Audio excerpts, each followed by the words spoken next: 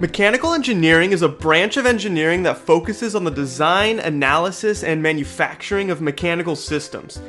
This major is highly math, especially calculus, and physics based. One of the great things about mechanical engineering is that it is highly versatile in what you can do. Students who graduate as a mechanical engineering major can go into construction, automotive, heating and air conditioning, materials, robotics, work in the energy sector, combustion engines, and many more. Now, besides mechanical engineering classes, you'll take a little bit of everything basically. You have to take a few electrical engineering classes to learn about the basics of circuits and possibly some of the basics of electronics as well. You have to do a little programming and become decently proficient in MATLAB, which is a software that allows you to create plots and graphs and do complicated math way beyond what your graphing calculator can do. You'll possibly have to do a welding class, then of course you have to take about 2 years of math, mostly calculus, and about 1 year of physics. Now the first main class of mechanical engineering would be statics, where you'll look at the physics of systems that aren't moving. This would be like looking at the forces and torques in something like a truss that holds up a bridge, where you'd have to analyze the forces that individual beams feel due to external forces. Then the next class would be dynamics, where you look at systems that are moving. It's similar to your high school physics class with projectile motion, momentum, energy, forces, and more, but is much more involved. You'll look at the motion of much more complex systems, have to find things like velocity, acceleration, energy, force, and more of different parts of that system. Then your third year, you'd even take a more advanced version of this class, where you'll look at these complex systems, but now in 3 dimensions. So as you can probably already see, mechanical engineering involves a lot of advanced physics. When you enter your third year, you'll take a course called Fluid Mechanics, and in this course you'll study the properties and mechanics of fluids such as air and water. This class is very calculus based. For example, you could study how the pressure of water changes as it flows through a set of pipes in a closed environment as height and pipe dimensions change. The principles to solve this are foundational for how your car brakes work. This class also includes the physics of how wind turbines work and why they are made the way they are so that they move as much as possible from any amount of wind. And you can analyze why different shapes are better or worse. And if airplanes interest you, you could even learn how wind flows over a wing to produce aerodynamic force, which also applies to car aerodynamics, which if optimized increases cars' MPG. You also take a class called Thermodynamics, which deals with the relations between heat and other forms of energy, such as mechanical, electrical, or chemical. In this class, you'll study the combustion engine, which applies to cars, boats, and aircrafts, and you'll learn these engines in great depth and see how they are constantly making adjustments to make them more efficient. You'll go as far back and learn at how the first steam engine was created, and you'll learn how similar ideas are still being used in power plants today to produce energy to power your TV, turn on your lights, and power your appliances. You'll then take a vibrations class where you'll analyze the mechanical vibrations that occur in different objects. Think about if you were to drop a metal object. When it hits the ground, you might observe or even hear it vibrating. Well, in mechanical systems like planes, cars, satellites, and more that are moving, but also contain parts like motors and engines that are also moving at very high speeds, it's important to analyze the system even down to the vibrations to ensure the system can withstand those vibrations that occur. Have you ever seen in movies a person make a high-pitched note and it causes something like a glass to shatter? That's because the sound is making the glass vibrate at just the right frequency, called the natural frequency, that makes it shatter. Buildings even need to account for this, because in the case of an earthquake, the building will shake and vibrations will be created. This is actually a building in Japan that was structurally built to withstand high winds and strong earthquakes from causing strong vibrations. One thing they did was put something called a tuned mass damper near the top of the building, which weighs 728 tons.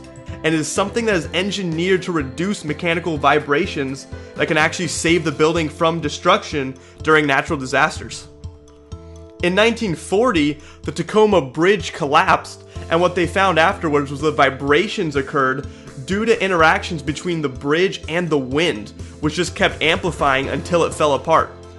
Like most mechanical engineering classes, this one is highly calculus based because you have to model very complex systems and motion.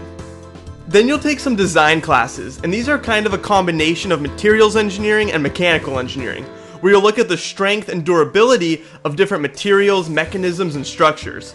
As a mechanical engineer, someone might tell you they need a certain motor to make 1,000,000 cycles without braking, or maybe they need it to run for 10 years without braking.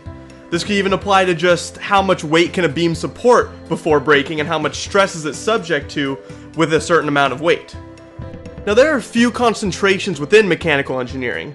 A few specific ones include heating and ventilation, air conditioning and refrigeration, or HVAC as it's called, then mechatronics and manufacturing. Now HVAC goes into more vehicle and indoor comfort using your knowledge of fluids, thermodynamics, and heat transfer.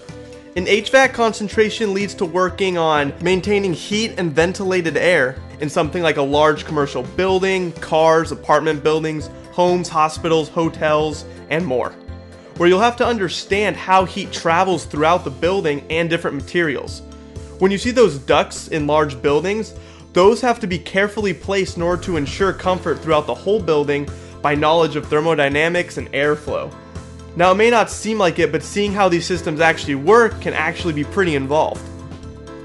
Then mechatronics is like the combination of mechanical engineering, electronics, and some computer engineering.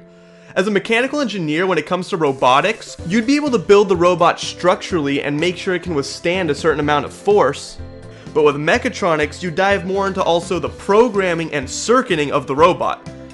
So with a mechatronics concentration, you'd basically have all the sub-disciplines necessary to build, circuit, and program a robot. And this has applications in embedded systems, sensing and controls, robotics, and more.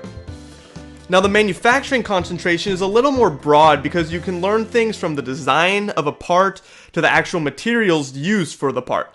Manufacturing might involve learning techniques that help you predict when a certain part will fail.